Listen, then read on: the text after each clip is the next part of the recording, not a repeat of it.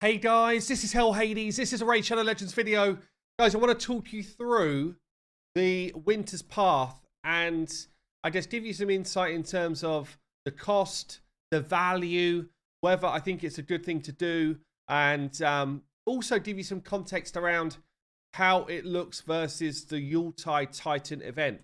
Now, in hindsight, just talking to the guys on the team at HH Gaming on the website, we probably should have treated this like a fusion for the website, and we might try and do something retroactively here for those people that are really pushing to get themselves a Torment, because I realized when I saw this Winter's Path for the first time, I didn't really have, like a mental context as to how important the points are in this event. We've got 100, 180 to 250 points worth of the Yuletide event soaked up in this Winter's Path. And I was in my head, I'm kind of like, I can't really remember how important it is. I'm personally not pushing for Torments. I have him already. So that makes me even less in the mix of it all. So very cool, actually. Someone from Saf's clan has been mapping it out and is kind of fine us using this info. This is a great quick visual, and we might try and create something, I guess, like this or similar to this on the website for those that are trying to track on a daily basis what's going on. So Ray told us in total that we were going to be able to, well, basically, Ray, we know that we need to get to 2,000 snow points, right, to be able to achieve Torment. Yeah, so 2,000 snow points will give us Torment. I'm pretty sure Ray told us up front exactly how many points were going to be available. Let me just check this again. Yuletide. 2,000 will be needed. You're going to have 2,500 possible points in total. Yeah, so basically you could afford to skip 500 points and still achieve the goal. So what Saf's clanmate here has done is just kind of like been mapping out himself on an Excel sheet how he's been doing. So it's like, okay, you get 20 points per login, and that's 500 of the free points. So literally just for logging in, you've got 500 of the 2,000. We then had the different turn attack tournaments, which have been so far 90 points. We've had the Shadowkin Arena tournament, which has been 30. We've had the Summon Rush, which was up to 300 points. So a lot of you may have missed out there, potentially, or missed out on some of those. So that's already quite a big chunk out of the 2,000, or sorry, out the spare 500 that might already be gone. That's a bit of a concern. So I guess you should know where you are against that type of stuff. We had a champion training for 50, artifact event for 50. Yeah, and then we've just had Winter's Path drop. So Winter's Path is 250 points. If you failed on the Summon Rush because you didn't have shards, then chances are, well, you have to do some points here. You have to, right? And there's a pretty good chance there's going to be another summon event as part of this thing before the end is nigh. So, it feels to me like if you're going for this and you're not someone who just goes and buys shards, no Dime December, all that stuff, well, this probably feels pretty critical in your path to Torment. I'd love to know for the people that are doing this, like, how are you finding it so far? Are you kind of comfortable? I've seen a few comments in my Discord with some people saying, actually much preferring this to a fusion. Feels a bit more kind of like, easier pace and more achievable so far. That would depend on whether you've got shards or not, though. But let's get on to the Winter's Path then and decide whether this is actually a good element to it. As I said, there's 250 points of snow points. You can definitely go an easy, cheaper route. So if you're going to do snow points, you've kind of got to cover one or the other at the top. Come down. You've got to go both ways here to then be able to unlock both of these. Take one of this row. Take this one. But you've also got to go this way and this way to grab these two. Yeah. Come down whichever path you want to come down. But again, you need to take both of these to get both of these. And then at this point, if it's just snow points you're after, this would be the end of your time invested. Interestingly, once you get past that, you get the juicy stuff, and it's like, well, you've got an 6 star, up to 8 speed glyph here. You've got Sacred Shard down the bottom here. You've got your legendary tomes. You've got your mythical tomes if you've got a mythical champion.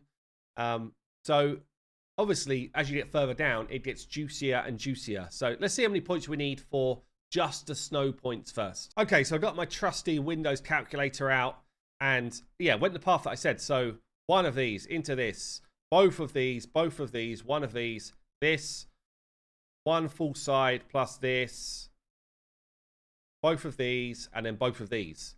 And that came out at 53,300 points to achieve 250 snow points, or snow points, or whatever it is. Yeah, so what are these called? Snow points. Yeah, so 53,300 to do that.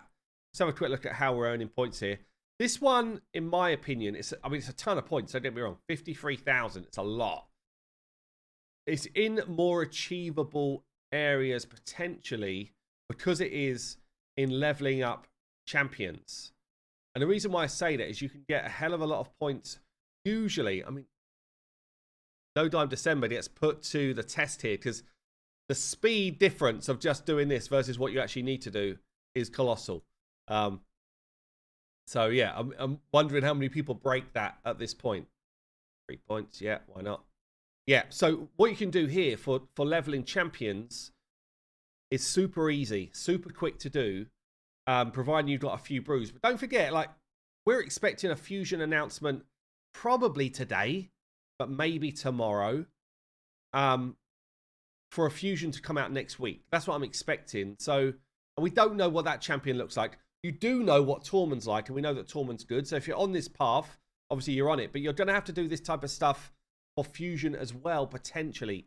So just bear in mind, like, your resources and what you want to do. But yeah, what you can do here is you can basically take any food champion. Let's assume that this Phoenix here for me is a food champion, a 4-star. Yeah, before I would feed him, I put brews into this champion. I've got videos on this, and I'll link one of them down below so you can go and check it out, because this system literally gives you 4 times the points of just leveling champions as you would expect you need to do it. It's colossally different. Okay, so in the tavern, you would feed him as food to level 21, 4 brews. Yeah. You would then do the same with everyone else that you're using as food. Let's do this for 4 champions just to show you the effect. So you end up spending quite a bit of time in the tavern doing this type of shenanigan. Let's get someone that we're actually going to take to max. And so this is my real champion. The other ones were food. And then basically what we're doing is we are taking the champions that we just leveled to level 21. And we're using them as our food. Okay. Goes in there. So the food has been leveled and given us a ton of points. Then the actual leveling process gives us a ton of points. And then, again, the people that we were then going to put into the next one, let's assume this guy was going to be the person who actually gets maxed out. Wasted a load of my brews here, but it's for points. Who cares? And again, like your 5-star, whoever your 5-star chickens end up being, again, you would put brews into them as well. You actually do this all the way up from 2-star to the 5-star. You end up earning, to get someone 6-starred and level 60, like maxed, you end up earning a load of points along the way with the champions that you're going to be using as food. So it's actually a massively beneficial strat. You can do the same thing in campaign. Okay, so you can come into campaign wherever you're farming, and you would put your food champions in here. If you're someone who uses RSL Helper, you can actually tell RSL Helper to change your food champions once they hit a certain level. So for 4-stars, I'd be like, right, once we've done either so many runs or, you know, once we've got them all to level 21, skip them out. Yeah, so in the end, you're running your food through campaign before you end up using them to actually level someone, and you end up with a ton more points. So you can go double whammy. Tavern plus campaign. Campaign's probably your best place. Or if you want to get sexy with it, you could be even more efficient, and you could go out. I don't know if you saw my video a couple of days back where I was like, right, we can do Ice Golem with food, with Artak.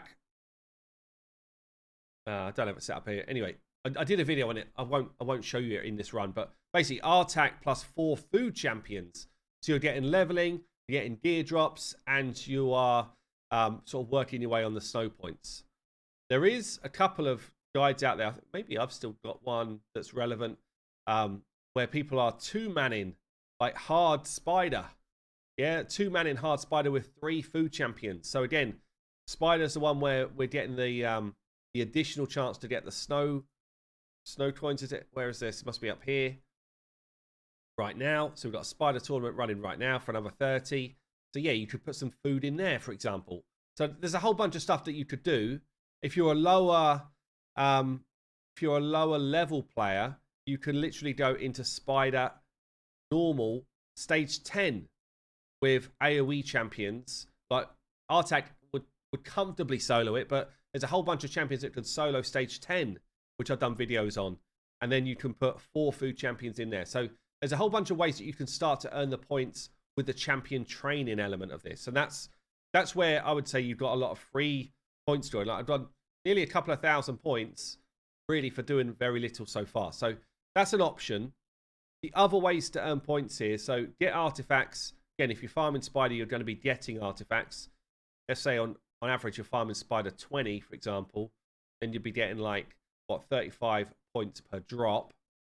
The soulstone thing, it's not a bad option to do it if you've got some soulstones kicking around. Probably most people have not got a lot because it's just not somewhere that you get a lot of stuff. But I mean, it's clear. What you get for the soulstone stuff is clear. This might be the time where you do decide to convert things like the Eternal Soul coins into the big juicy Eternal Soulstone if you're really trying to just push the points for to get your tournament. Yeah, so number of ways you can earn points, which is good. It is a lot to get the snow points here. I guess we'll just add on to that, beyond just getting the snow points, you've got another 20,000's worth of legendary tomes that you might want. Sacred shard there that you might want. Another shard up here you might want. So it ends up being, for someone who wants to be, and then like if you've got mythical champions, you probably will go for these because they're very hard to get, these books. So you could end up wanting to push in 5 days 150-odd thousand points, which is a lot.